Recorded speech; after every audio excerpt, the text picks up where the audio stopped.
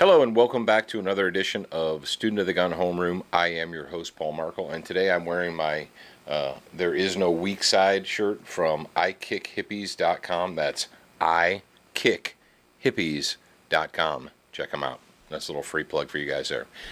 The title of this video today is going to be California deputies shoot and kill 13-year-old boy with replica handgun and rifle. And why is that? And what happened? Number one, people are going to be wringing their hands at this tragedy. They're wringing their hands. How could this happen? How could this happen? This should never happen. And this just proves that we need more gun control in America. That's what half of the country is going to say. The other half of the country is going to say, what is going on with police officers that they're shooting kids with replica guns? All right. The report initially said that it was a replica non-firing AK-47 look-alike, and that he had a plastic pistol in his waistband. The kid was 13 years old, of Hispanic descent, and was in Northern California. 3 p.m. in the afternoon, it says, the story says, deputies on patrol spotted him. Okay. That is a key factor in this story. It said deputies on patrol spotted the teen, which means they did not receive a phone call from someone screaming, help me, there's someone with a gun murdering me. Okay, that is a valuable point. Because right now, not all the facts are in, as in why the deputies did what they did, and their statements, and so forth. All right, it's still under investigation. But what do we know? We know that the police officers saw a kid who in possession of what they thought legitimately was a gun. And they're in Northern California. And according to the initial reports that have been released by the police, they told the kid to drop the gun, and after he failed to drop the gun, they shot him, and he's dead. They killed him. So you're like, okay, well, on one, the reasonable man says, well, it's sad and it's tragic, but the kids should have done what they said. All right. If you are a smart student of the gun, if you are a trained concealed carry person, or even if you're not, what you should know is there are 3 criteria that need to be met for justifiable use of force. We talked about this before, but let's talk about it again real quick. Number 1, the person has to have the ability. Okay. They have to have the opportunity. Okay, check. And what is the big one? What is the big block that has to be checked off before you can start launching bullets at other humans justifiably? Intent. What is the demonstrated intent of the person? Now, here's what you need to ask yourselves. Is possession of a firearm intent to cause death or serious bodily harm? Do you believe it is or don't you? Because what all of the left-wingers and the reasonable people are saying is, well, it looked so much like a real gun that the police had no other choice than to shoot the kid. Well, all right, let's play devil's advocate for a moment. What if it was a real gun? Do we send police officers out now to kill people that are in possession of real guns? Oh, no, Paul, you don't know what you're talking about. Hang on. Well, I just recently did a story called Blue on Blue shootings, and what blue on blue is when police officers shoot other police officers. And this is not something new. It goes on, it's been going on for decades and decades and decades. But what happens is after a police officer shoots we're talking off-duty police officers here. An off-duty police officer is present at the scene of a crime, and he gets his pistol out because he's carrying, and he stops the crime from occurring, or he halts the crime, or he drives the criminal away. And then, zoom, here comes the patrolman. They rip up in their cars, and they see a guy who's not wearing the same clothing as them, holding a gun. And they kill him. They shoot him. Boom, boom, boom, boom. And then it turns out that it was an off-duty police officer that was in the process of stopping a crime. And everyone's like, oh, how can this happen? How can this happen? Well, the first thing they try and do is they try and train the target to be a better target or a worse target, depending on how you look at it. Generally, when this happens, what they'll do is they'll go back and they'll say, Well, we need to teach off-duty police officers how to better protect themselves. We need to teach the off-duty guys to, wear badges on chains around their neck, or, to hold their badge in this hand and use their gun with this hand. And we need to teach the off-duty officer how to better not be shot. Basically, we're training the target.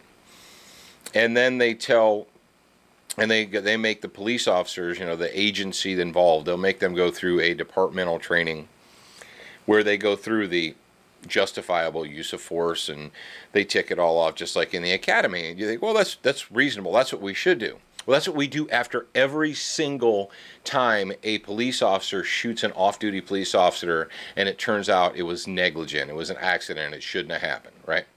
We do that every time, and yet it keeps right on happening. And we say to ourselves, well, why does that keep on happening? Didn't they do the mandatory training? Didn't they do the in-service training after the tragedy, after the accident? Well, it's not really an accident, it's negligence. But why does it keep happening? Well, I kind of had an epiphany myself here, a couple of years ago. And it's not what we're teaching in the classroom. It's what we're teaching on the training range, in the actual training arena. When they go out to shoot houses or they go out to the training range. I've been a cop. For all of you that are like, whoa, you don't know what you're talking about.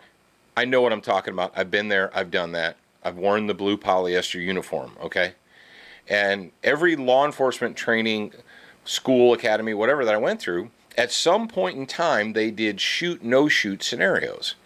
And what is the shoot versus the no-shoot? You go into a shoot house, a designated training area, and you enter the house or enter the room, and there's a paper target, a full-color paper target on a backer, and it either is a person with a gun in their hand or a person without a gun in their hand. And so you shoot the one. If you go through these training scenarios, everybody with a gun in their hand gets shot.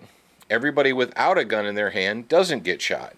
And you get through all the way to the end, and they pat you on the back, and they say, good little police officer, you did good. And we do the same thing out on the range. We take, we take targets, real man targets with a gun in their hand, and we put them on the range, and we just bah, bah, bah, bah, bah, bah, and we shoot them. And especially the or simunitions. We do simunitions training. We do what they call FATS training, FATS, firearms simulator training, where it's like a video game type deal with laser guns. But in all of these scenarios, the person that gets shot, all the people that get shot are those people in possession of guns, and the ones who don't get shot are the people that are not in possession of guns. So, and you're like, well, yeah, but, they're demonstrating intent. Well, paper targets don't demonstrate intent.